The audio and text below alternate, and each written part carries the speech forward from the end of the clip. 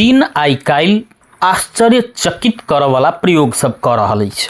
अंतरिक्ष में अमेरिका संग प्रतिस्पर्धा कर रहल चीन अब समुद्र के गहराई में सेहो एहन काज कर रहल अछि जे पूरा विश्व चकित भऽ रहल अछि।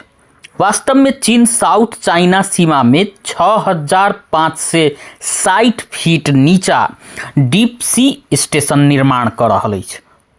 एहि के प्रमुख उद्देश्य समुद्र के गहराई में नुकायल खजाना के पता लगाबै छै। चीन के डीप सी स्पेस स्टेशन समुद्र सतह से 2000 मीटर नीचा रहत।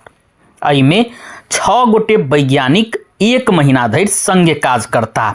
ई सागर नीचा के स्टेशन सन 2030 धरि काज करत। एहि के डिजाइन छोटका पनडुब्बी जका रहत, जेकर तौल 250 टन, लंबाई 22 मीटर, चौड़ाई 7 मीटर आ ऊंचाई 8 मीटर रहत, जेकरा टियांगोंग अर्थात पैलेस ऑफ हेवन नाम देल गेल अछि।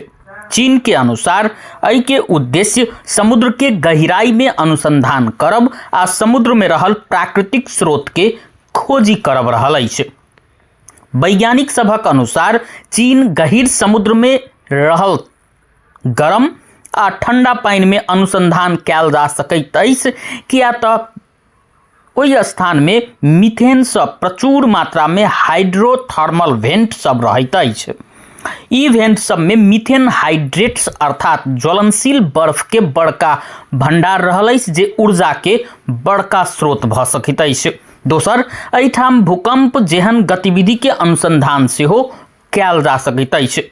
एतबी नहीं, यदि कोनो देश भूमिगत रूप में कोनो युद्ध करऽ चाहि रहल अछि वा कोनो परमाणु परीक्षण करऽ चाहि रहल अछि तऽ ओहू के पता लगाओल जा सकैत अछि। सुनामी संबंध में जानकारी सेहो 1 घंटा पहिनहि उपलब्ध कराओल जा सकैत अछि से विश्वास चीनक वैज्ञानिक सबके रहल अछि।